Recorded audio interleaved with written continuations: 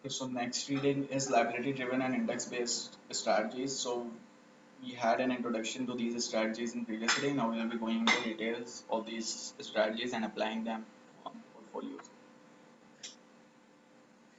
So starting with the introduction, there can be different types of strategies. What is a passive strategy? Passive strategy is based on asset managers' particular view on interest rate and credit market conditions. That is not actively managing your portfolio, but instead having a particular view on interest rate and credit market conditions and managing portfolio with respect to that. Asset liability management strategy is ALM. What is ALM? They match assets with liabilities. They incorporate both rate sensitive assets and liabilities into portfolio decision making process. Liability driven investing, when liabilities are given and assets are managed. So if you are able to manage asset and liability both, that is known as ALM. If liabilities are given and you are managing assets, that is known as LDI, that is liability driven investing.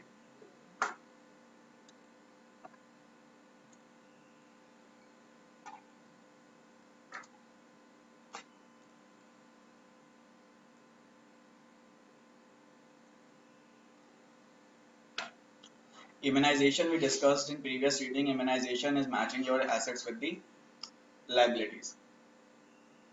And for that immunization or managing liabilities, you can also use interest rate derivatives. Now moving on to strategies in index-based strategy. What is index-based strategy? It is to gain broader exposure to overall fixed income market. Advantage is greater diversification, but disadvantages that depth and breadth of bond markets make both creating and tracking an index challenging. Why? Because there is high depth and breadth of bond market. So there is a large market, there is a large universe which make creating and tracking an index challenging. Laddered portfolio of bonds. Laddered portfolio of bonds is a strategy. It is a strategy that is used to spread the cash flows of the portfolio over the life of the investment or over the investment horizon. So these are three major parts of this reading, in which we will start with discussing the liability related approaches, then index based strategies, and then laddered portfolio of bond. So starting with LDI, that is liability driven investing. So before we go on to discussing LDI, you first need to know that what is liability. Liability is the present value of future obligation. Now with respect to managing liabilities, you can use asset liability management approach. And what is asset liability management approach? You can have two special cases of asset liability management. That is LDI, liability driven investing, or asset driven liabilities, that is ADL. LDI is the one in which liabilities are given and assets are managed. So for example, pension funds. And ADL is the one in which assets are given and liabilities are managed. For example, a leasing company planning to finance itself. So these can be two special cases, LDI and ADL. Now moving on, further understanding liabilities. Liabilities can be of different types. There can be a liability for which you know amount of cash outlay and you also know what is the timing. So you exactly know what is the liability. There can be a liability in which you know amount but you do not know when will you have to pay it. For example, in some kind of insurance. Liability, life insurance or other insurance. Liability 3 in which you do not know the amount of cash outlay and but you know the timing of cash outlay. And liability 4, type 4 in which amount of cash outlay is uncertain and timing of cash outlay is also uncertain. So there can be different types of liabilities, and with respect to the types, you will be deciding that which strategy is appropriate or which strategy should be used. So remember the classifications or different types. Now this is just still an introduction. Moving on further, interest rate immunization, that is managing the interest rate risk of a single liability. So first we will discuss managing the interest rate risk of a single liability, that is simpler, and then we will discuss managing the interest rate risk of multiple liability. But both the concept in both would be the same. So once we have discussed it, you will be able to do other one as well. So most obvious way to immunize the interest rate risk on a single liability is to buy a zero coupon bond that matures on the obligation's due date. That is, if you have obligation after 1 year, you buy a 1 year zero coupon bond. That can be one way in which you can hedge the interest rate risk on single liability. So single liability, so single bond can help offset that liability. Interest rate immunization with a single fixed bond. So how do you immunize interest rate with a single fixed bond, or how does the value changes over time to maturity? So bond is initially priced at par. So the assumption is, let's say that there is a bond and it is initially priced at par. Now bonds value, now let's say that there is an upward shift in yield curve. When there is an upward shift in yield curve, then that means interest rates are going higher. And if interest rate goes higher, then there will be a decrease in value. So as soon as the curve shifts upward, your value will decrease. So from here, let's say you moved here, your value has decreased. How much is the drop? The drop in value is equal to money duration. And what is money duration? It is modified duration multiplied by price. That is sensitivity of interest rate to price multiplied by actual price. This will give you a bonds drop in value. So this is your drop in value. Subsequently, bonds price is pulled to par. So no matter what the bond is, no matter what the price is, eventually at maturity the bond reaches the par value. That means no matter if even if its value has decreased over time, it will increase to reach the maturity. But currently its value has decreased and over time it will reach maturity. Secondly, your interest rates are higher. So if interest rates are higher, that means you will be getting higher reinvestment income. So this additional income that you are getting due to higher interest rate is known as reinvestment income. That is, higher interest rate result in higher reinvestment income. Higher reinvestment income offset loss from fall in price. So although your price has fallen, but that loss from fall in price will be offset with expectations of higher reinvestment income. If Macaulay duration is equal to investment horizon, now the question is that what will be the net impact, whether net impact will be positive or negative, or there will be no impact. So remember, so net impact will depend on benefit from reinvestment minus loss from decrease in price. Or if it is an opposite scenario, then it will be gain from price minus the loss from reinvestment.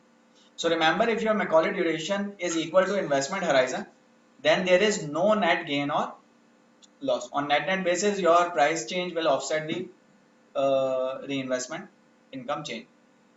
So if Macaulay duration and investment horizon are equal, there is no net gain or loss. And Macaulay, what is Macaulay duration? It is the maturity of zero coupon bond. So in this case, what you are doing, you are keeping a zero coupon bond that have the same maturity as your obligation. So that means your Macaulay that has the same maturity as your obligation, and the time to your obligation is your investment horizon. So that means your investment horizon and maturity of zero coupon bond are same, and maturity of zero coupon bond is its Macaulay duration. So that means your Macaulay duration and investment horizon are same, and if these two are same, that means the investment income will offset the price changes and your net impact will be zero. So this is how you can immunize the liability. This is a very simple way of immunizing the liability. Characteristics of a bond portfolio is structured to immunize single liability.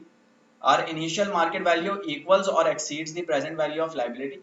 Macaulay duration matches the liabilities due date, and when it matches the liabilities due date, that means investment horizon is equal to Macaulay duration.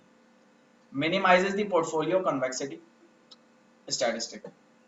Key actions to take: our portfolio must be regularly rebalanced over the horizon to maintain the target duration. So if duration is changing, you need to rebalance the portfolio, because the portfolio Macaulay duration changes as time passes and as yield changes. The portfolio manager needs, so as you have to maintain, or as you have to keep your duration equal to the target duration, if duration is changing, you will need to rebalance your portfolio to achieve the target duration. The portfolio manager needs to weigh the trade-off between incurring transaction costs from rebalancing and allowing some duration gap. So if you are rebalancing again and again, that will lead to transaction costs. But if you do not rebalance, then that would lead to gap in durations, your target duration and current duration. So portfolio manager will need to analyze this trade-off, that how frequently should he balance, what has the greater risk or greater risk adjusted return. So this is a very simple interest rate immunization, and moving on further with it, here is an example. A bond portfolio to immunize the single liability. So here is some data that is being provided to you. This is 2-year bond, 7-year bond, 10-year bond, coupon rate, maturity date, price, yield to maturity, par value, market value, duration, convexity, allocation. Now moving on, what you do is you make portfolio statistics.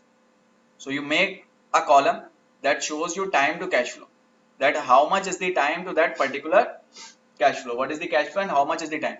So at the start, what is your cash flow? At the start, your cash flow is an outflow to buy the bonds, and when you buy the assets, that is your outflow. So at the start you have outflow, then with time you continue to get inflows. So there will be, let's say, inflow from this bond for 1.5%, from this bond 3.25, from this bond 5%, and so on. After 2.5 years you will have, in addition to coupon, you will also have an income of principal or inflow of principal.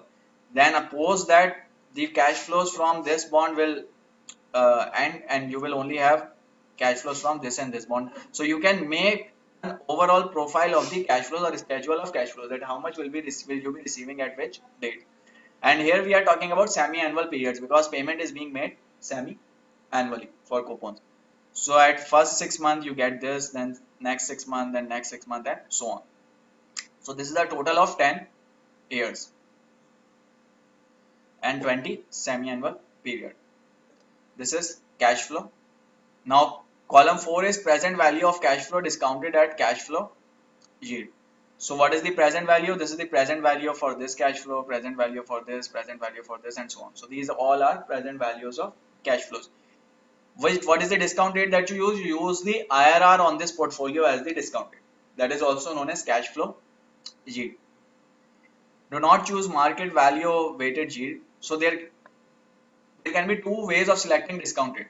One is that you take the market values and you take the yields and you use the market value weighted yield. That is one way. Another way is that you make the profile of cash flows for overall portfolio and you calculate IRR on that. That is known as cash flow yield. So when you are discounting, you should use cash flow yield and not market value weighted yield, because this is not the real yield on your portfolio. The IRR that you get on this series of cash flows will be the real yield that you are getting out of this portfolio. Now this cash flow yield can either be higher or lower than market value weighted yield. In this example, your cash flow yield is 3.7608%, and this is higher than market value weighted yield. And remember, one of the reasons for cash flow yield being higher than market value weighted yield is yield curve being steep. If yield curve is flat, both will come out to be equal, but if yield curve is steep, cash flow yield will come out to be higher compared to market value weighted yield.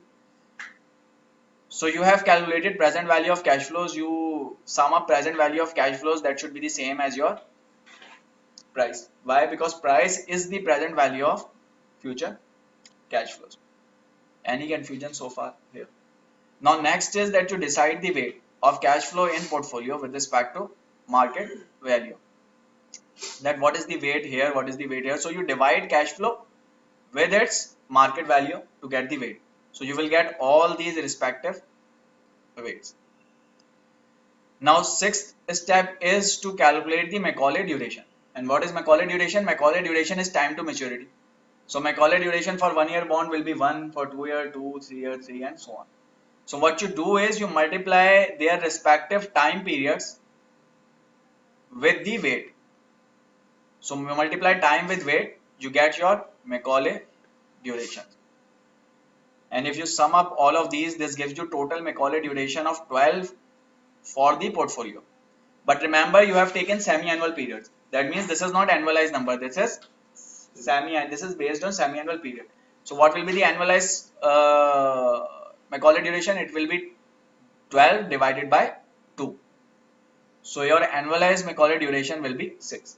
So for example, if there is a 1 year zero coupon bond, for 1 year zero coupon bond, the Macaulay duration is 1, right? If I take this, instead of taking it as 1 year zero coupon bond, I take it at 2 period zero coupon bond. So for one period, the Macaulay so for these 2 periods, the Macaulay duration will be 2. So in order to analyze it, I will divide it by the number of periods, 2 divided by 2. So what we are simply doing here is that this is semi-annual duration. So we divide it by 2 to get annualized Macaulay duration. So this is how you get Macaulay duration. This portfolio can immunize, so its Macaulay duration is 6. That means it can immunize liabilities of 6 liabilities with a duration of 6 or investment horizon of 6 years. Macaulay duration is 6. How do you immunize? You immunize by keeping duration equal to, by keeping Macaulay duration equal to investment horizon. That means to immunize a portfolio, your liabilities should have investment horizon of, your liabilities should have a horizon of 6 years. So that means this portfolio can help you immunize 6 years of investment horizon. Any confusion so far? So this is how you decide, or this is how you find out that how much can you immunize. This is one way of calculating Macaulay duration. That is your actual Macaulay duration using cash flows. Another simple way can be that simply you take weighted average. So what you do, you take Macaulay duration and you take their weighted average. And if you take weighted average, answer will be a bit different, and it comes out to be 5.88. Again, why is it different? It is different due to the same reason for difference in cash flow yield and market value yield. That is, yield curve is not flat. As yield curve is not flat, your cash flow yield is coming up to be higher, and your Macaulay duration, annualized Macaulay duration is coming up to be higher as well compared to market weighted duration. Any confusion so far? So this is your Macaulay duration. Then we move on to next column, that is column 7, that is dispersion. That is your time minus 12 whole squared multiplied by weight. That is, you take the time period, you subtract Macaulay duration from it, you take whole square and you multiply it by weight. So taking the Macaulay duration, this is your Macaulay duration for, let's say, this period. For first period, Macaulay duration is 1, right? What is the average Macaulay duration total? 12. So 1 minus 12 whole square will give you the dispersion. That how much is the dispersion at this point of time. And then you multiply that dispersion with the weight. So you get weighted average dispersion. And when you add up all of these, you get a dispersion of 33.04. Again, this is semi-annual number. How do you annualize? Recall from level 1 and 2. When you annualize a semi-annual dispersion, then the formula is dispersion divided by n square. That is number of periods in year whole square, dividing the dispersion by number of periods whole square. So here it is semi-annual period. Semi-annual period means that in 1 year there are 2 periods. So what do you do? 33.04 divided by 2 square. This gives you annualized dispersion of 8.3. Any confusion so far? So this is simply that formula, that is standard deviation for a specific period divided by number of periods in a whole square. That is the same formula that is being used. So this is your dispersion 8.3. Then column 8 is convexity. What is convexity? It is time multiplied by time plus 1 into weight. This is the formula that you use. So you, for example, you take 1 multiplied by 1 plus 1, that is 2 multiplied by weight. This will give you convexity, and total convexity comes out to be 189. And once you have this sum, this is not your exact convexity. You use this number to calculate the convexity. How do you calculate it? So you take the sum is 189.0580, and you divide it by 1 plus cash flow yield, and cash flow yield is 3.7608%. Here we are talking about semi-annual period. So semi-annual yield will be 3.7608 divided by 2. That is 1.01.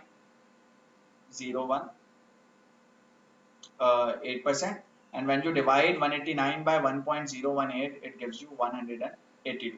This is your semi-annualized convexity, and annualized convexity would be again converting this into annualized number using the same formula that we did here, that is dividing it by number of periods squared.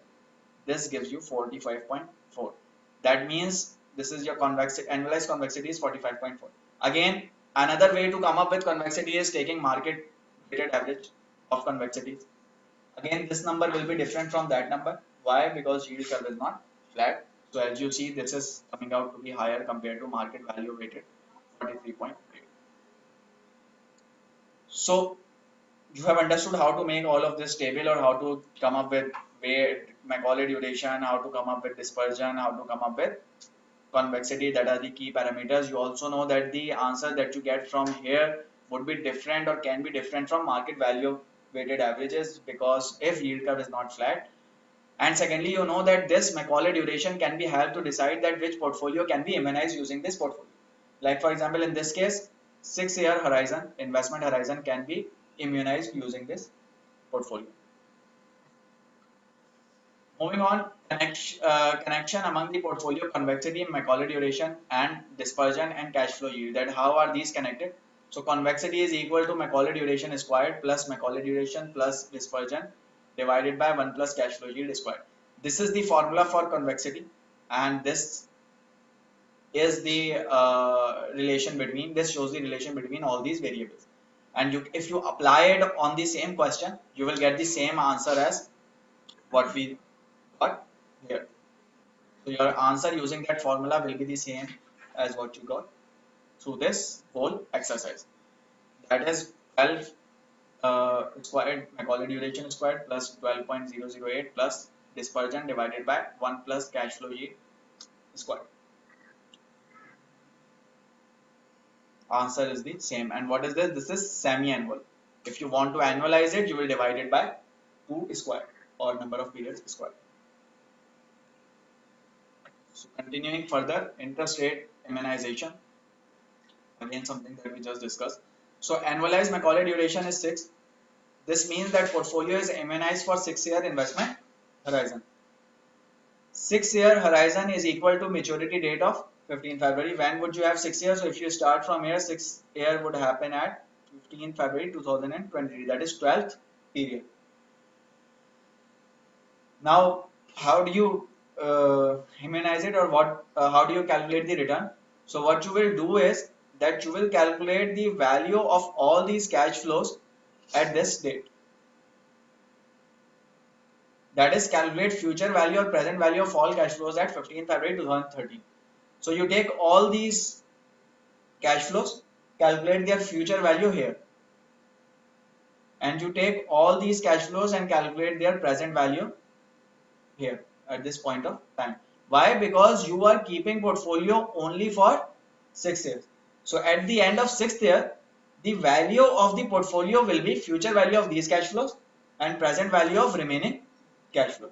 This will be the value of portfolio here at this point of time.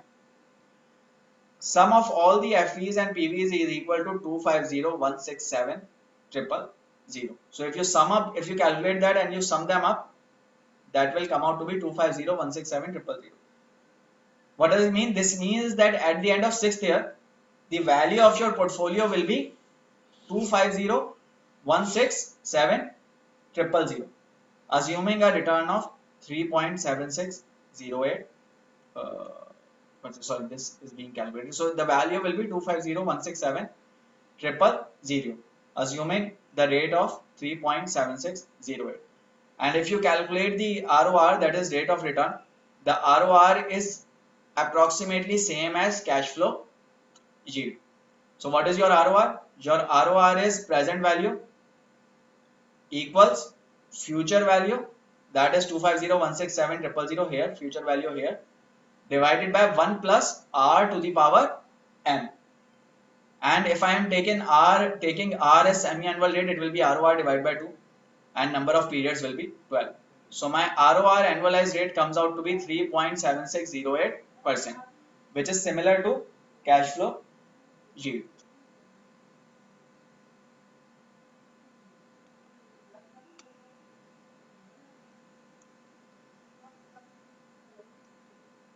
So that means your cash flow yield will be the same as, approximately the same as or similar to ROR that you are getting. Here we assume that the interest rate is 3.7608%, and this was the value here. Now if we assume that interest rate has changed and interest rate has gone down, if interest rate has gone down, your interest rate now is 2.7608%, or if it has gone up, interest rate will be 4.7608%, but ROR remains approximately similar. In this immunization, your ROR remains approximately similar even if the interest rate changes. That means your portfolio is immunized. So even if you calculate it at 2.7608%, ROR will be different but not significantly different, approximately similar. And if you look at the value is 250,267, 250,265. So that means value remains be the similar no matter if interest rate goes down or interest rate goes up. That means you have hedged the interest rate risk. So this is how you hedge the interest rate. First you select the portfolio, first you select the investment horizon, and then you select a portfolio that has the Macaulay duration same as investment horizon. And for that period of investment horizon, your return remains be the, your return, total return will not be impacted much even if yield goes down or yield goes up. So this is how you immunize interest rate. So value here at this point of time will remain be constant, that is 250, 250, 250 or similar, even if there is a change in drop or increase in interest rate. Any confusion so far?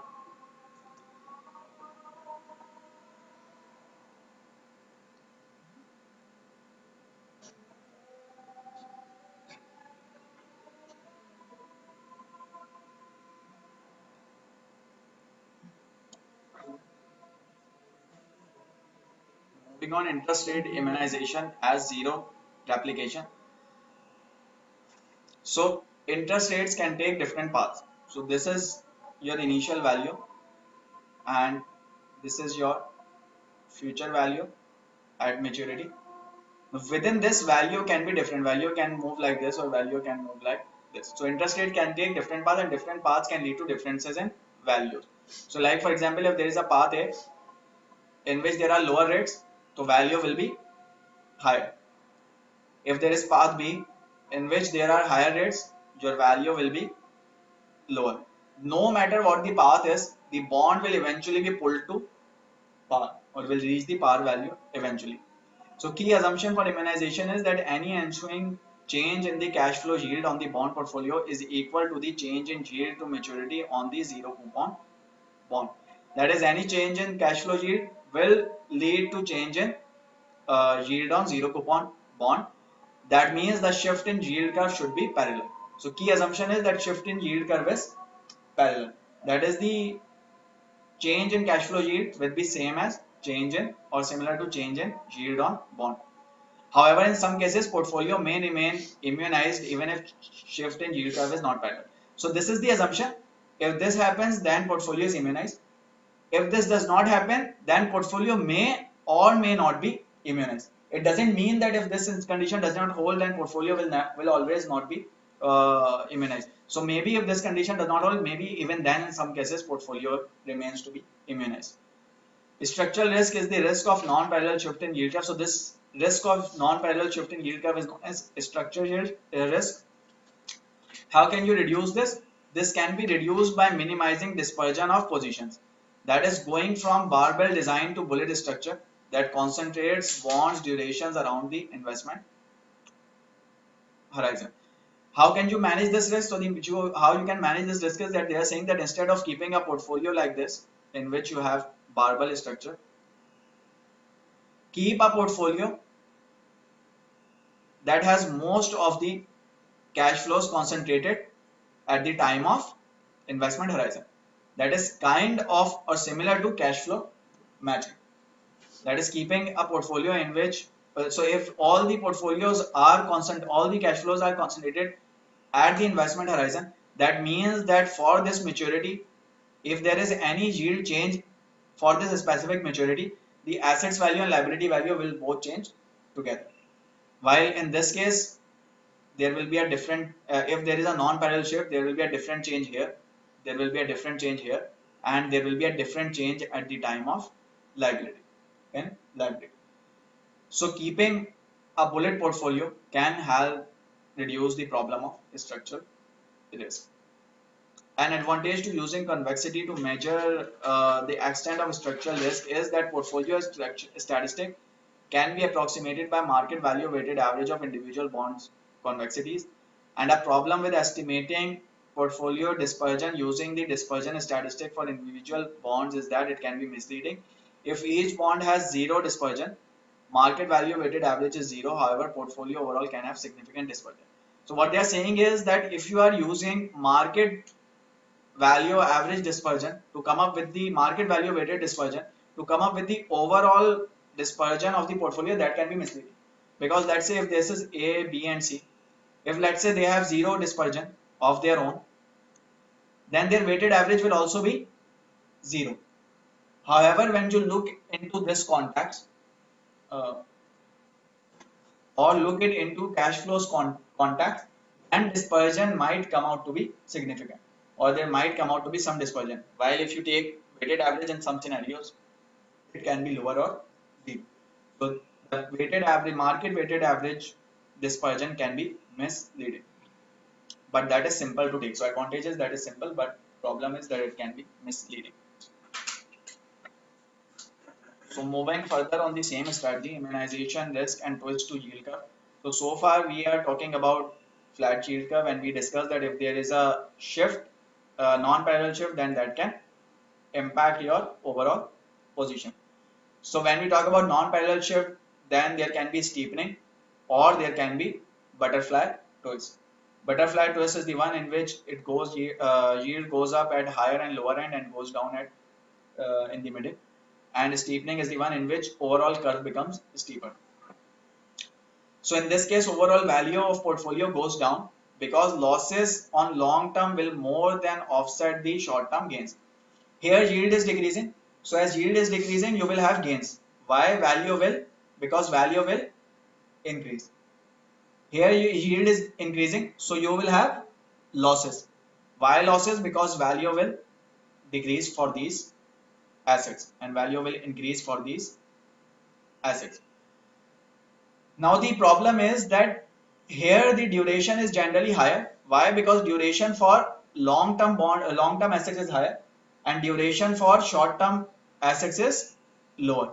So as duration here is higher, then overall loss amount will be higher compared to gain amount here. So that means the losses from at long-term end would more than offset or would be greater than gains at short-term end. So overall impact will be negative. So overall value of portfolio goes down in steepening of yield curve. Portfolio will not be able to track changes in zero coupon bond yield. So any confusion here? Here will be gain. This will be gain. Here you will have loss, but this loss will be higher than gain, and overall impact will be negative. Why? Because duration here is higher and duration in short term is lower. So steepening of yield curve will lead to value of portfolio going down. The immunizing portfolio decreases. In this case, in second case, the immunizing portfolio decreases in value as its yield go up and zero coupon bond goes up in value. So as yield goes up, they are saying that immunizing portfolio decreases in value and portfolio will not be able to track changes in zero coupon bond yield. So simply speaking, in this case again, they are telling you that if yield goes up, here it is going up, here it is going up. As it goes up here, your value will decrease. As it goes up here, your value will decrease. That means overall impact will be negative. But your liability is here. So as it goes down here, liability value will increase. So that means value for liability has increased, but value for your assets have decreased. So mismatch will widen. So non-parallel shifts can lead to different positions or scenarios. So far in previous examples in immunization, we were assuming that there is a parallel shift. How can you solve for it? We discussed that you can solve for it by keeping a bullet portfolio. If you keep a bullet portfolio, you wouldn't have any here cash flows here, you wouldn't have it here, but instead you will have here, where yield changes same as for liability. Your liability is here and your cash flows are also here. Again, your cash flows will be here, that will be near to liability or investment horizon. So both will change in the same direction. On the other hand, if you take barbell portfolio, then your cash flows will be on extreme ends, and that would mean that any non-parallel shift can lead to significant losses or mismatch in asset and liability. Any confusion in this part, which is a bit complex, make sure you understand it so that you are able to do question. Moving on to interest rate immunization, managing the interest rate risk of multiple liabilities. So approaches to manage multiple liabilities can be, so how do you manage multiple liabilities? The approaches can be cash flow matching, duration matching, derivatives overlay, and contingent immunization. What is cash flow matching? That you match the cash flows. You know your liability, you invest into some portfolio that gives you the same cash flow at the obligation timeline or date. Duration matching, that you match the duration of the portfolios. Derivatives overlay is that you keep derivatives to match the duration of assets with liability. So instead of buying asset, you take the derivative. You manage the duration with derivative to keep asset duration equal to liability duration. Contingent immunization, that again we discussed in previous reading as well. That is a hybrid approach between cash flow matching and that is a hybrid approach in which you keep immunized portfolio, but you also keep some part for active management. And now we will be discussing these strategies. So starting with cash flow matching, you know what cash flow matching is. You know that is matching the cash inflows with outflows. If you are still buying bonds to match cash flows, why not just buy bonds and retire the liability? That is buying a bond that can help you retire the liability, buying it, holding it till retiring the liability. A corporate finance motivation for cash flow matching is to improve credit rating. A corporation might even be able to remove dedicated asset portfolio and debt liabilities from balance sheet through accounting deficiency. What is accounting deficient? Deficiency, if you have a liability and if you have exactly same asset to match that liability, then that means on net basis you do not have any liability or asset. A constraint is cash in advance constraint. What is the constraint? Constraint is that in order to hedge your risk, you need to buy security, and when you buy a security, you need cash. So that means you need cash in advance to deal with this hedging technique. So this is about cash flow matching.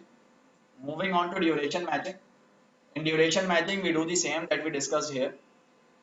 Here we were talking about only one liability. If you take if you do it for multiple liabilities, again your concept remains be the same. Concept is that your assets duration should be equal to duration of liability. So money duration of portfolio should be equal to money duration of liabilities. What is money duration? It is modified duration multiplied by dollar value, and modified duration is Macaulay duration divided by 1 plus cash flow yield. Any confusion so far? Now when we are analyzing it, instead of looking at the overall duration or overall change in yield, what we do is we look at it in context of basis point value. That is money duration multiplied by 1 bip, 1 basis point. This will tell you how much would be the change for 1 bip change in yield. So it will, your calculations become easier and everything remains being in context. So remember this is very important. BPV is money duration into 1 bip. And the core objective is to have money duration of asset or portfolio equal to money duration of liability. Moving on to derivatives overlay. So in these cases, what we are discussing is that you need to buy bond. When you buy a bond, you need significant cash. Instead of that, you can take the same position using derivative. That can save your cost or outflow or cash. So it is cost effective method to rebalance immunizing portfolio. At time of contract maturity, invoice price is paid by buyer. So when will you pay the price? You will pay the price at time when the contract matures. So if you have a forward contract, you wouldn't pay price today. You will pay it when the contract matures. And what will be the price that you pay? It will be futures price into conversion factor plus accrued interest. What is conversion factor? So let's say that you are supplying bond A, and you have agreed that if you supply bond A, the conversion factor will be 1.2. That instead of one bond, you will supply 1.2 bonds. Why? Because A might be cheapest to deliver or cheaper to deliver. So A might be a bond that is cheaper. So if you are delivering this, you may have to use this conversion factor. So conversion factor into futures price plus accrued interest. Generally, which bond will be delivered? Generally, cheapest to deliver bonds are delivered by the seller. It is the bond with lower coupon rate compared to yield to maturity, that have a lower coupon rate at that point of time compared to yield to maturity. And so as you are delivering a bond that have lower coupon rate, you need to have a conversion factor. That is, you need to deliver more bonds to make up for the value. If coupon rate of bond being delivered is less than YTM, then conversion factor will be lower too. Sorry, so this is from the payer's point of view. If coupon rate of bond being delivered is less than YTM. Okay, so this is from the point of view of buyer. Invoice price paid by the buyer. So this is from the point of view of buyer paying a price. So if the seller is providing a bond that have low coupon, then buyer will pay a low price. Buyer would want to pay a low price. So conversion factor will be low. And if seller is providing a bond with higher coupon, then buyer will pay a higher price and conversion factor will be higher. Generally, seller will be supplying a cheapest to deliver bond, and so generally conversion factor will be lower. So generally you will see conversion factor being less than 1. Here is an example to it. So there are two notes, 6.5 year and 10 year, and have different characteristics. So if you supply this, it has a coupon rate of 2.75. If you supply this, it has a coupon rate of 4%. So if you look into conversion factor here is lower and conversion factor here is higher. Why? Because it is giving you higher coupon, it is giving you lower coupon. So this is how conversion factor can vary. Calculation of required number of futures contracts. So as I told you that you can use derivatives to take the same position. So for example, if you have a portfolio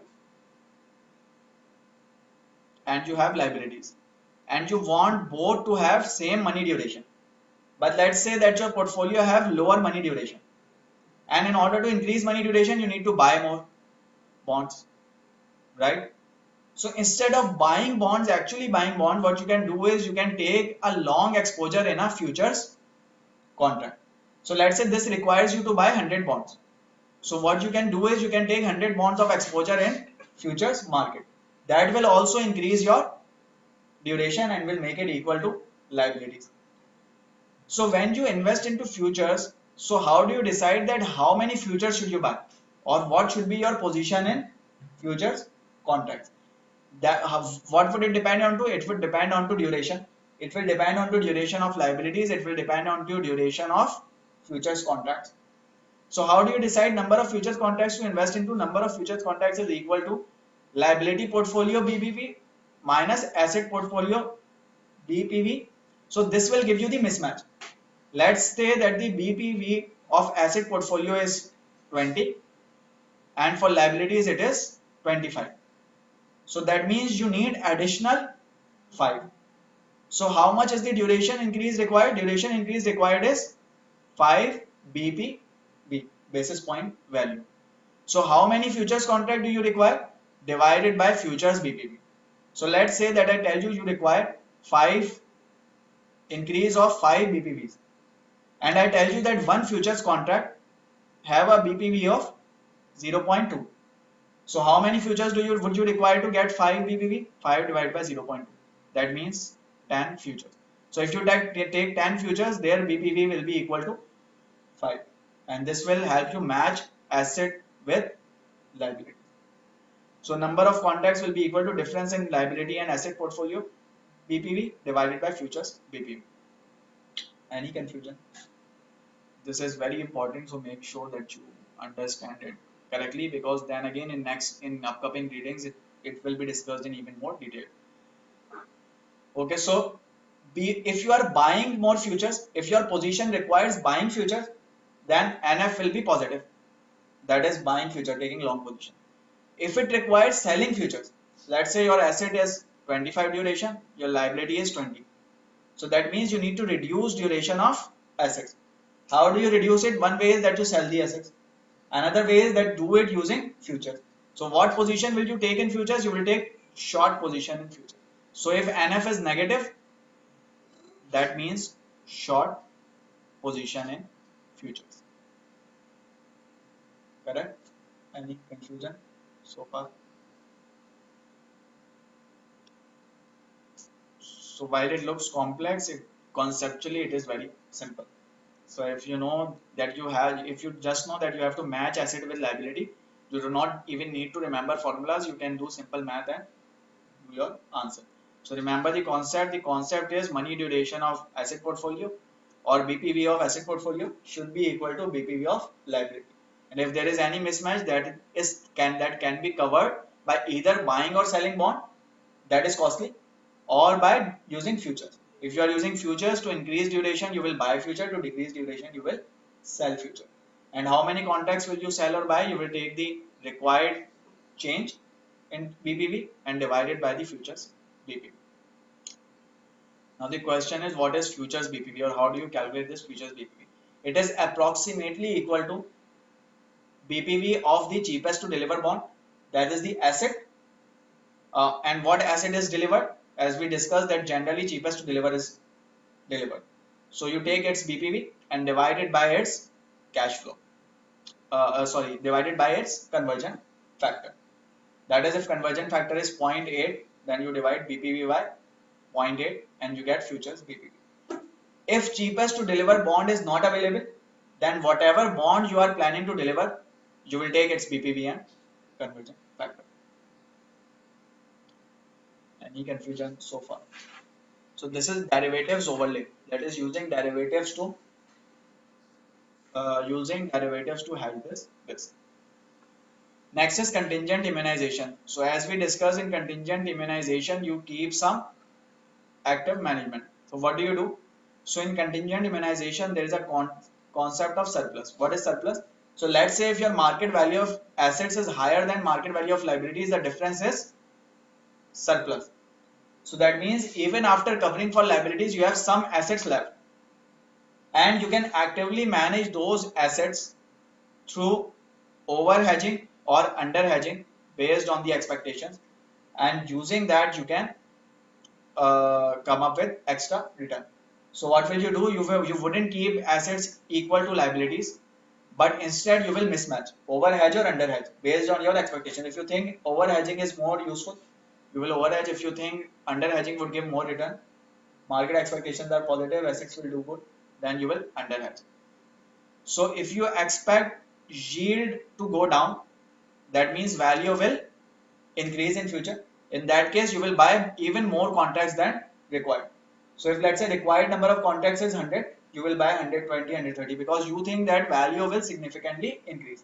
On the other hand, if you think that yield will go up, then you know value will decrease. In that case, instead of buying 100, you may want to buy 90 or 95 or under hedge. So you can under hedge or over hedge based on your expectation, and that approach of actively managing portfolio is known as contingent immunization. You are immunizing, but that immunization is contingent on your expectations, and with your expectation, that immunization value can change. Any confusion so far? Moving on to LDI, that is liability driven investing, and an example of defined benefit pension plan. So defined benefit pension plan is a type 4 liability. What is a type 4 liability? So remember we discussed some liability types. In this, there was a liability type in which amount of cash outlay as well as timing is uncertain. This is the characteristic of defined benefit plan, because you do not know when will you have to pay and you do not know what will you have to pay. So here is an example. Let's say an employee, you are here, employee has worked for G years and he has to work for T more years till retirement, and after that he is expected to live for Z years. WT is the wage at the retirement. So here WT is the wage. Fixed annuity received, and the structure is such that after retirement a fixed annuity will be received, and that fixed annuity can be calculated using WT into M into G plus T. That is years of service multiplied by wage multiplied by a multiple factor, a multiplier. That will be the gratuity or amount that will be paid here. To obligation, or that will be the present value of amount that is being paid. Two obligations at time zero. So here you have two obligations. One is that you need to pay for this that have already been done if he retires at this age. Otherwise, if he leaves the company before that, this won't be like this liability won't exist. Second is that you need to pay for expected time period. This part is known as ABO, accumulated benefit obligation, and this part is known as PBO, projected benefit obligation. In general, if we are talking about defined benefit plan, you are more concerned about PBO because this is something that has been done. You know what is the required payment, but this is something that has not been done, so you do not know what will be the payment. So in general, in defined benefit plan, you will be more focused on PBO. However, in defined contribution, you will be more focused on ABO.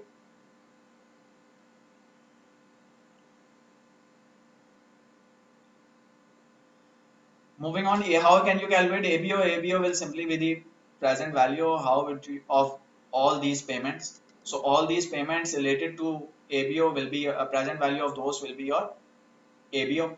And how do you calculate present value? You calculate present value using wage as of today. Why using wage as of today? Because till today you know that this is the wage and you are assuming that payments for this period will be done at this wage. PBO can be also be estimated using present value of all these payments. But how do you calculate present value? Present value would be calculated using WT, that is wage that will be here. So this is how you can calculate PBO and you can calculate ABO. The formula for both is same, only difference is that here you are using WT and here you are using W0. And what is the discount rate? Discount rate is the return on high quality corporate bond that you already know from level 1 and 2.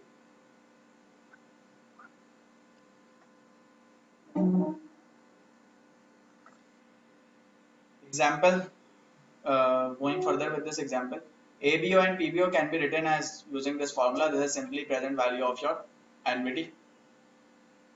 What is W? W is the growth in wage rate. So from W0 to WT there will be certain growth, average growth in the wage. In ABO you will not consider it because you are taking W0, but in PBO you will be using WT. So instead of using WT you can use W0 into 1 plus W to the power T. Same thing. This will be WT. Increase in Z will increase ABO and PBO both. So if you have to make payments for a longer period, it will increase liability. Increase in T reduces PBO and reduces PBO if W is less than R. What is increase in T? T is this period.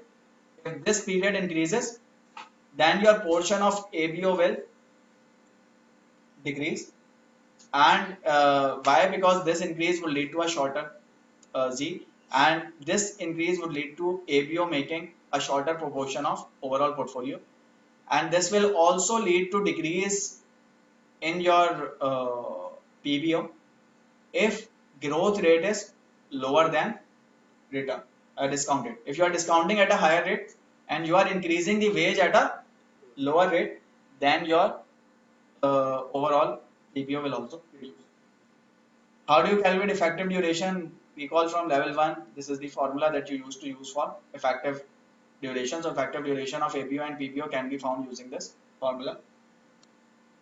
Book value per share, basis value per share can be computed using this formula for ABO and PBO both.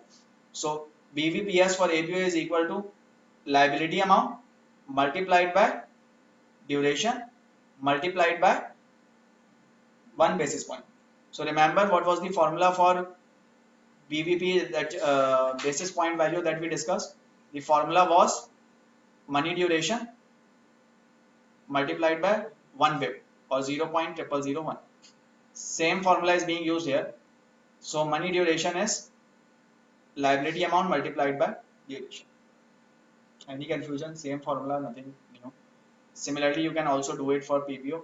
These two can significantly differ, and so portfolio manager will have to take decision on managing duration. If corporation anticipates a shift from DB to DC plan, it will be focused on ABO. Otherwise, if it is on DB plan, it will be more focused on PBO. So DB plans will be more focused on PBO. Moving on again to example.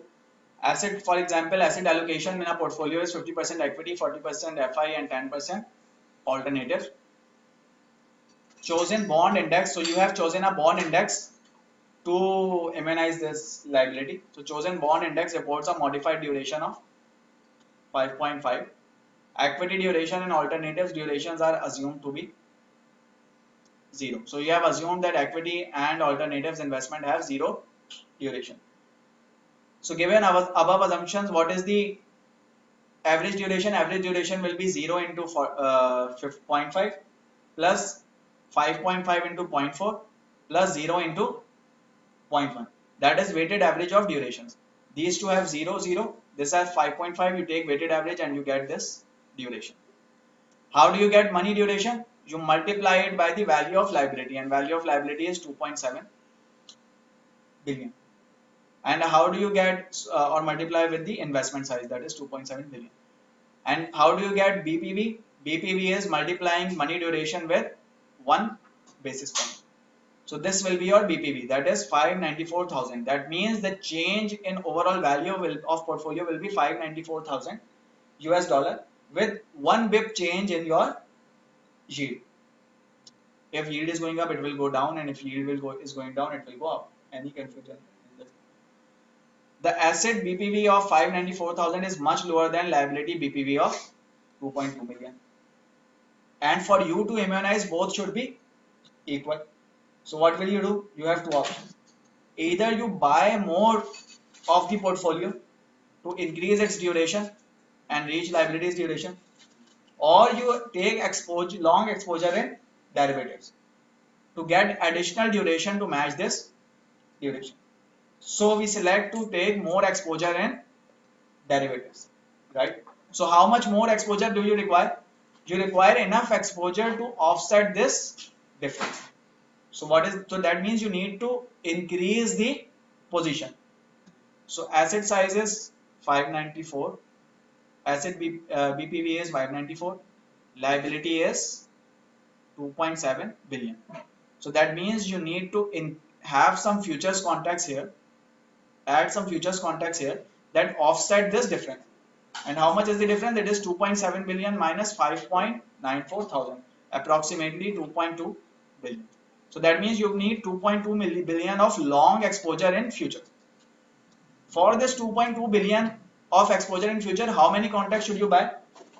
So you are told one future has BVP of 95.89. So how many should you buy? You should buy 2.2 billion divided by 95.9. You should buy 17,343 contracts. If you buy 17,343 contracts, your overall portfolio size, portfolio BPV will become equal to liability BPV. This is how you immunize.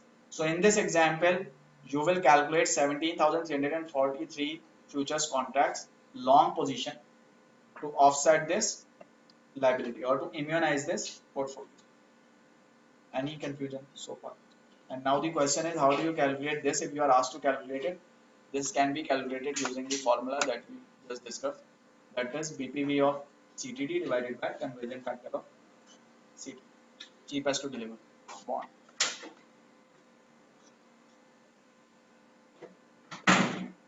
Any confusion in this part? You should be able to immunize portfolio. You should be able to tell how many futures contracts should be bought or how many should be sold. And you should be able to justify why are you selecting a derivatives overlay strategy instead of matching any other duration matching strategy instead of buying bonds directly, and you should be able to give reasons for that as well. As long as you are able to do it all and give the reasons uh, for using this strategy, you should be able to do your practice first. Otherwise, there will be problem. One problem with this hedging is large position in futures contracts would lead to significant daily cash inflows and outflows. So if you, why? Because futures contracts are mark to market daily. So daily there will be a need to putting in more money or taking out money. So it can lead to significant daily cash inflows and outflows. Moving on further. Suppose that pension fund manager can enter a 30 year. So that was one way of hedging. Another possible way can be swap contract. That is taking swap contract. Suppose that pension fund manager can enter a 30-year receive fixed interest rate swap against 3-month LIBOR. Fixed rate is 4.16% and its effective duration is 16.73 and PPV is 0.1673 per US dollar 100 of notional principal. How does swap work? So there will be a fixed rate, there will be floating rate. If this pension fund is paying floating rate and receiving fixed rate, then it has hedged any changes in floating rate. So what was the risk? Risk was change in floating rate, change in interest rate. So if it is receiving a fixed rate, it has hedged change in interest rate.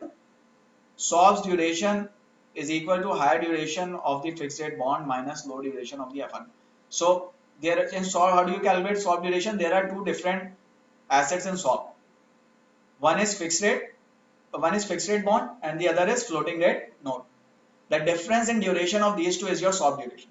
So you take duration of fixed rate bond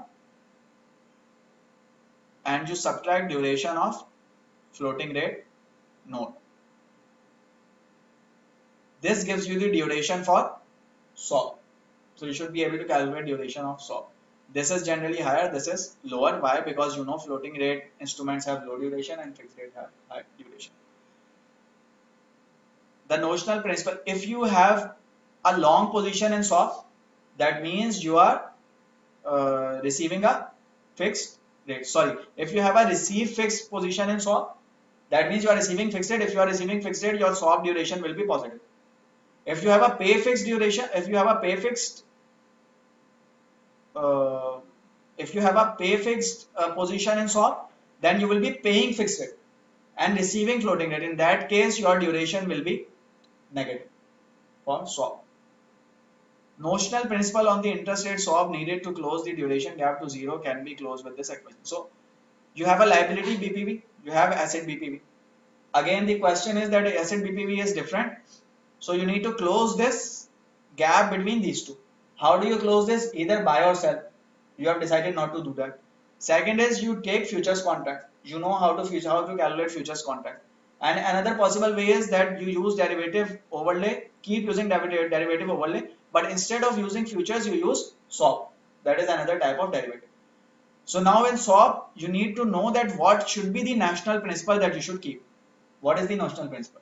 In futures, what did you do? In futures, you used to take difference in numerator, difference of asset and liability in numerator, and you used to divide it by futures BPV.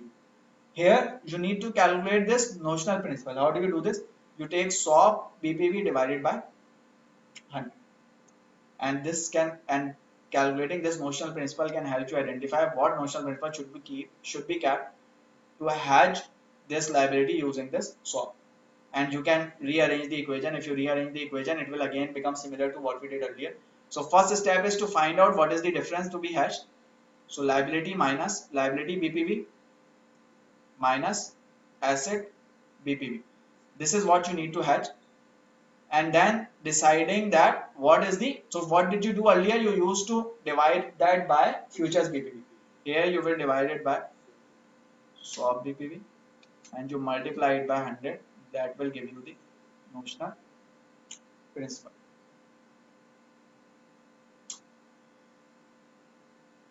Any confusion so far? Moving on. So when you are hedging a liability, there can be different decisions that you can take. So you can either decide to hedge 100% of liability, or you can decide to hedge it partially, 50%, 40%, or whatsoever. So that ratio that you decide to hedge is known as hedging ratio. If it is 100%, that means you are hedging complete liability. If it is 50%, you are hedging half.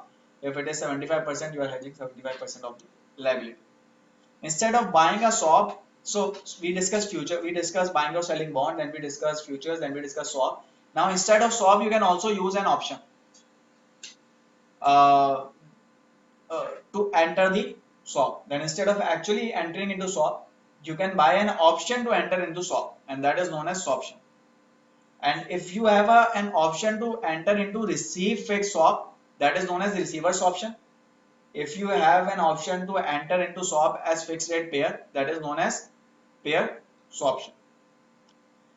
Another derivative overlay is, so apart from option, you can have another strategy, that is you can use swaption collar, in which there are upper and lower limits. That is buying a receiver's option and writing a pair swaption.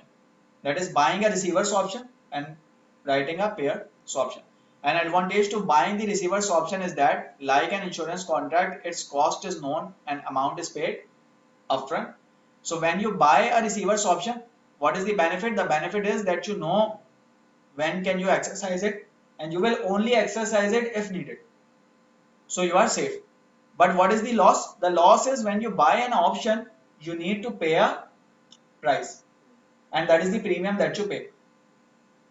So in that case, so as you have to pay a premium, then you can cover that premium by writing a pair swaption. When you sell a swaption, when you sell an option, you receive premium. So you can use that premium to offset the premium that you have spent in buying the receiver swaption. Payoffs on receive fixed swap, receiver swaption, and swaption collar. That how are the payoffs different? So in receive fixed swap, you have a straight line of payoff. So in receive fixed, you are receiving fixed. Let's say you are receiving a fixed 4.16%. In market, if interest rate is 3%, you are having a gain. If interest rates become 3.5%, lower gain. If they become 4.16%, no gain. If interest rate goes higher than 4.16%, losses. This is how you have payoff for receive fixed swap. How is the payoff for purchase receiver swaption? How is the payoff for purchase receiver swaption? So you have a gain initially, but as interest rate increase, your gain will reduce. It will reduce to a certain point of strike rate. Let's say strike rate is 3.5. So it will reduce to a certain point of strike rate, after which you will not have any further losses. So you are safe below that, behind that. So if interest rate goes higher than 3.5%, you will still be able to get a rate of 3.5%. Why? Because you have a receiver swaption. You will exercise your option to get 3.5%. You can have swaption collar. This is the payoff for swaption collar. What is the difference in payoff for swaption collar and purchase receiver swaption? The difference is of cost of receiver swaption. Here you have paid a cost in receiver swaption. Here you haven't paid that cost. So break even between the receive fixed swap and the swaption collar occurs here, and break even between the swaption collar and receiver swaption occurs here.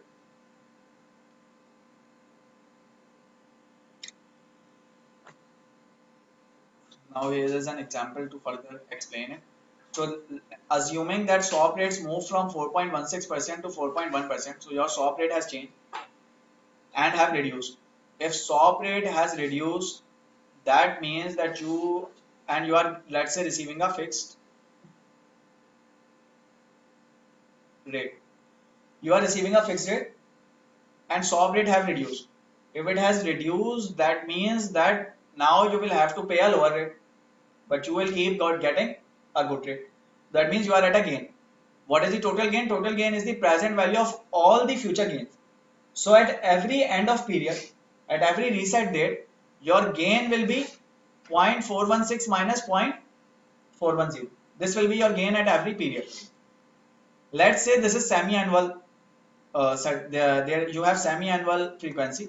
So that means you will have a gain after every 6 months, an annualized gain of 0.06%. This is annualized. So that means at that semi-annual period you will have a gain 0.06% divided by 2. That means every semi-annual period you will have a gain of 0.03%. That is this multiplied by 0.5. And what will be the gain value? This is percentage term. You multiply it by notional amount. Let's say notional principal is 497 million. So that means at every end of every semi-annual period, you will have a gain of 149,100 USD. So what is the present value? You discount back all the future gains to present. So there are 60 periods, 30 into 2. The rate is 4.1 divided by 2. And your answer comes out to be 5.1 million. That means the total gain from this change in rate is 5.12 million. On the other hand, it can also move up. When it moves up, you will have a loss. And when you have a loss, what is the loss?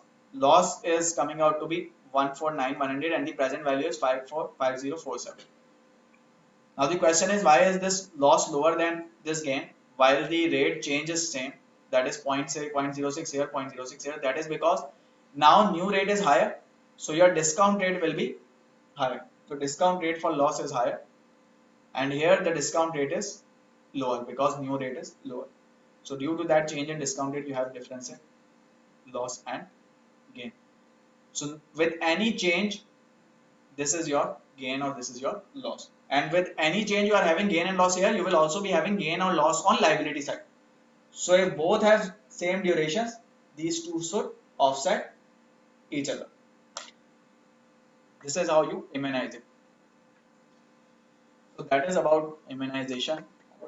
Technical part. Sorry. Gain is higher than the loss. That is because you discount back future cash flows to present by using the market new rate. So here new rate is 4.1%. So if you discount same cash flows at 4.1%, you will get 5.20. And if you discount same cash flows at 4.22%, then you get a lower value. So loss or gain is the same with this change, but whether if it is going up or going down, but the discount rate is different. In losses, discount rate is higher, and in gains, discount rate is lower. That's why gain is higher than loss, but no significant difference is still. If you are having a gain here, probably your will be loss. There will be loss on liability. How? If interest rates have gone down, liability will increase. So this gain will offset that loss in liability. And here this loss will offset that gain in liability. So this is how you immunize. So basic fundamental concept is keep BPV of assets equal to BPV of liability. As long as you are doing that, you will be able to immunize the portfolio. And how can you do that? You can either buy or sell more bonds. You can have futures contracts. You can have swaps. You can have swaption. You can have swaption collar or other strategies. All those derivative related strategies are known as synthetic strategies or synthetic tools, and those are known as derivative overlay approach. Those fall under derivative overlay approach. Moving on to bond indexes and the challenges of matching a fixed income portfolio to an index.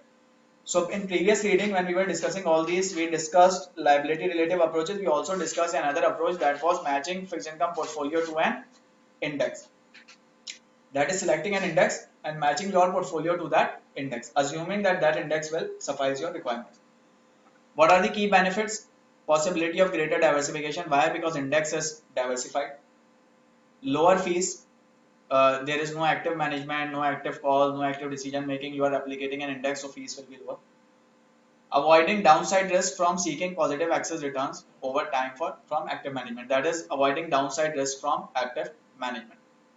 Now the question is, how do you match the index? Methods for matching. Again, we did methods in previous reading, and three broad methods were pure indexing, enhanced indexing, active management. And active management is an extension of enhanced indexing, because already in enhanced indexing there is some or little active management. Then if we are doing active management on large basis, then that is known as active management approach.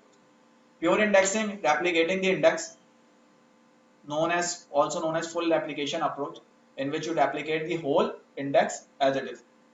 Enhanced indexing, taking some active calls, that is purchasing fewer securities than the full set of index. If index have 100, maybe purchasing 17 securities, but taking the same or but matching the primary risk factor, doing some mismatching, but still matching the primary risk factors, that is both move in the same direction.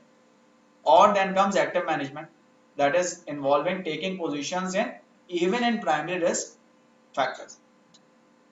Again, same thing that we discussed in previous reading. What are the challenges faced in replicating a bond market index? What are the challenges here? Size and breadth of bond market. So bond market can be very large. It won't be possible to buy all the assets. The wide array of fixed income security characteristics, unique issuance and trading patterns of bonds, effect of these patterns on index composition and construction, pricing and valuation, illiquid nature of fixed income instruments. For FIS without observable value, matrix pricing and evaluated pricing can be used. So challenges are that the market is very big. Generally, instruments can be illiquid. Instruments can have varying characteristics, unique characteristics, or instruments may not have observable prices, and you may have to make estimates about the pricing using matrix pricing or evaluated pricing.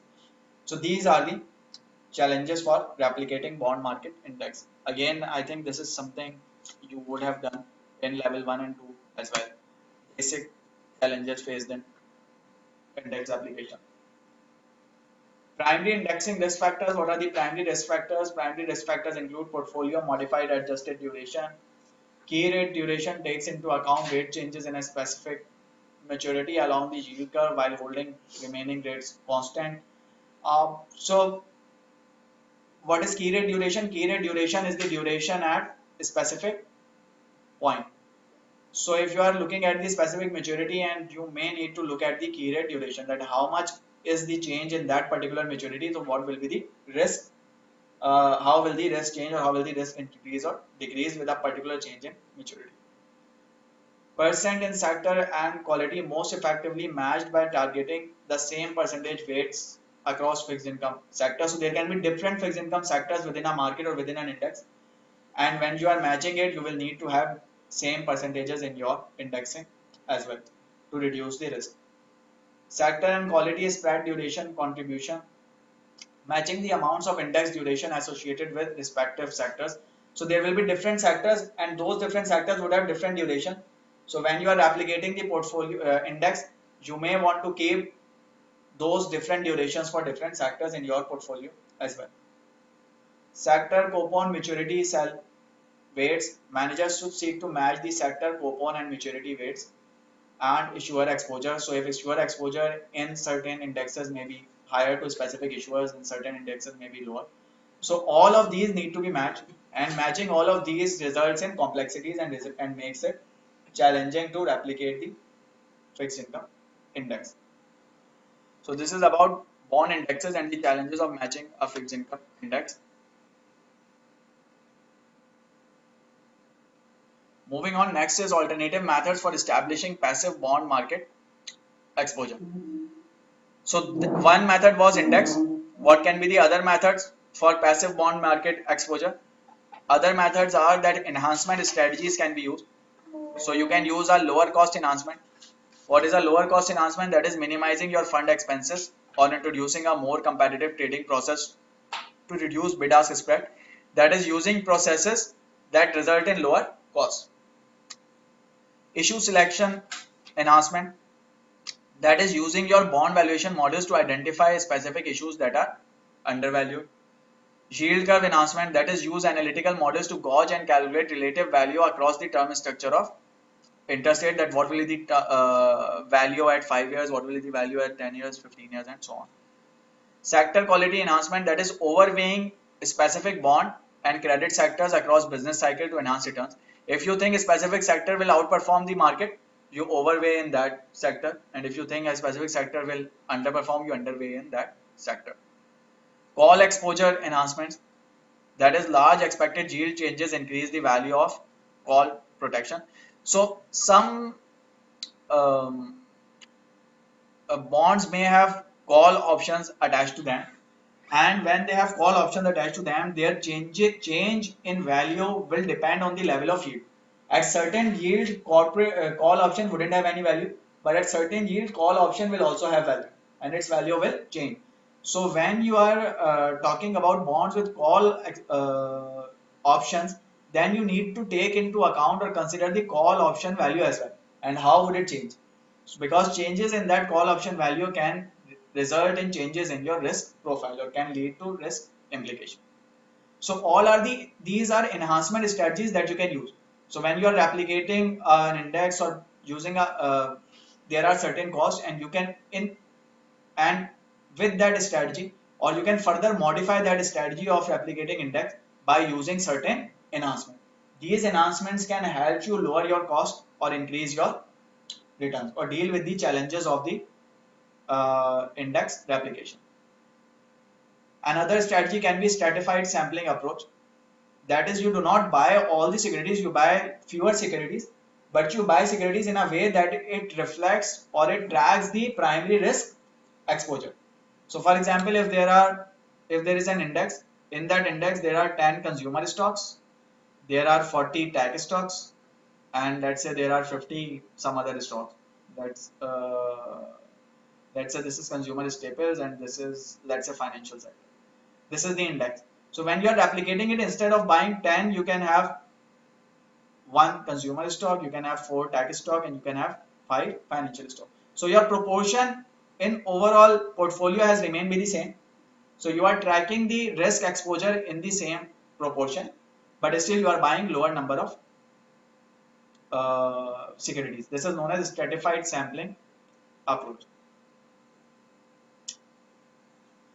Other than that, other than enhancement and stratified sampling approach, other alternatives can be, you can invest into ETFs instead of managing a portfolio to replicate index. You can invest into an ETF that replicates that index, or you can invest into mutual fund, or you can invest into total return swaps, a sector to get the index exposure. When you invest in ETF compared to mutual fund, ETFs provide you liquidity benefit. Why? Because ETF can be bought or sold or traded at any point of time and day. So ETFs provide you liquidity benefit over mutual fund. On the other hand, if you use total return swap provides you a key benefit over mutual fund and ETF both. What is that benefit? That benefit is, when you invest into ETF, you need money. When you invest into mutual fund, you need big amount of money. In swap, you can take the exposure without requiring that initial cash outlay. So you can take the exposure without or with smaller initial cash outlay, and the bid ask spread in swaps is also lower. So these two are benefits of using total return swap instead of ETF and mutual fund. But then there is a disadvantage as well. The disadvantage is that investors do not legally own the asset in total return swap. You have exposure to asset. If that asset performs well, you will benefit. If that asset performs badly, then you will lose out. But you do not own the asset, and there is a rollover risk that after the reset date, you might not be able to roll it over. There might be a counterparty default. There might be counterparty might not be able to pay you, or maybe another other risk can be, maybe underlying that you are keeping is illiquid, or maybe there is a need to collateralize to enter into total return swap. So you may need to collateralize it or place a collateral. These are some challenges or disadvantages of TRS compared to mutual fund and ETF. And this is how it works: that there is a total return receiver that receives return on index, all kind of return, that is income return and capital gains return, and is in return pays LIBOR plus spread, or index depreciation or default losses. If index depreciates, then instead of receiving a payment, it will have to make a payment. If there is a default, then again it will have to bear that loss. So the outflows or the payments or the losses are regular payment that you are making plus index depreciation risk plus default loss. Any confusion in this part? So what are so we started with discussing index application, but we discussed that index application have many challenges. And how do you account for those challenges? You can use alternatives. What are the alternatives? Alternatives can be enhancement strategies, these, or it can be stratified sampling approach, or it can be investing into ETF, mutual fund, or total return swap or other derivatives. And within these, there are advantages and disadvantages as well. This is the overall structure of discussion that we have done. So moving on to next part, that is benchmark selection. Again, nothing very technical here. Concepts are repeated from level 1 and 2. When you select a benchmark, what are the characteristics that you look for? So consider implicit or explicit duration preferences when choosing fixed income benchmark. That is, you should choose a benchmark that matches your preference for duration. Factor in the broad range of issuers and characteristics available, that is for diversification. Clear, transparent rules for security inclusion and weighting, investability, daily valuation, and availability of past returns and turnover are other characteristics that benchmark should have or that you should consider when selecting the benchmark. A good benchmark would have all these characteristics.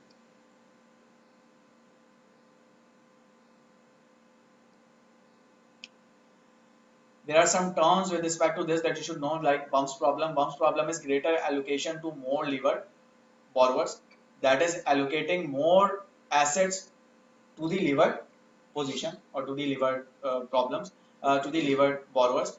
In that case, risk is higher. Why is risk higher? Because leverage is high, risk is higher. Beta, desired duration profile. So desired duration profile is known as beta. Why? Because beta is a risk measure, and it is the risk profile, desired risk profile, duration profile is also a risk measure. So desired duration profile is your beta. With respect to that, there is another concept that is known as smart beta that is used to deal with the bumps problem. What is smart beta? It is use of simple, transparent, and rules-based strategies as a basis for investment decision. So this is about benchmark selection. Moving on to next section, that is laddered bond portfolio.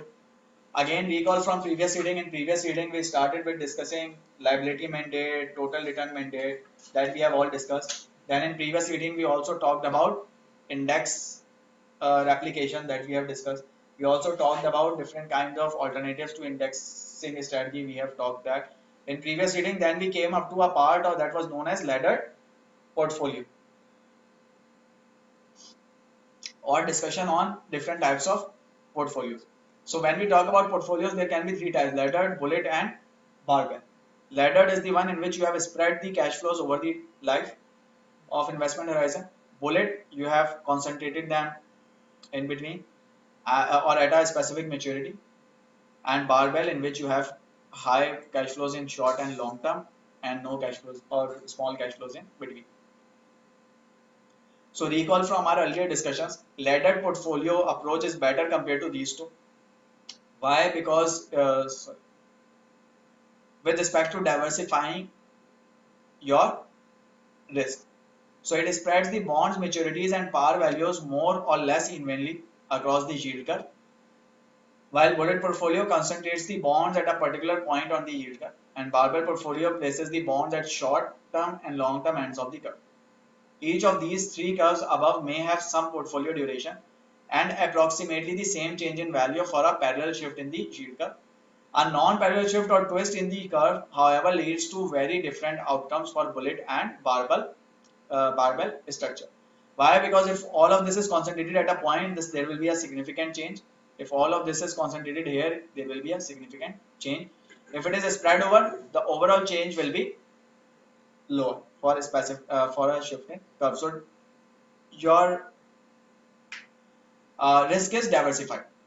But then again, so therefore there is an obvious advantage to the laddered portfolio is protection, and its obvious advantage is protection from shifts and twists. by diversifying cash flows across the time spectrum. So that is the advantage of laddered portfolio. But then again, remember one more thing, that if you are keeping a bullet portfolio, and if there is a single liability and you are matching that single liability with bullet portfolio, then bullet portfolio is better. Why? Because bullet portfolio will change in the same manner as liability is changing. But if liability is not concentrated at a specific point of time, then bullet portfolio will not be useful. In that case, laddered portfolio will be a better approach compared to other two. If portfolios have same duration, barbell has highest convexity and bullet has lowest. Laddered has less cash flow reinvestment risk compared to barbell portfolio. Why? Because your cash flows will be spread over, so you are not receiving all the cash flows at one point of time.